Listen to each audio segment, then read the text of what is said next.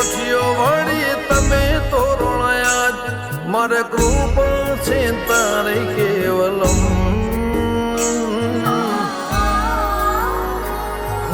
ત્વમેવ માતા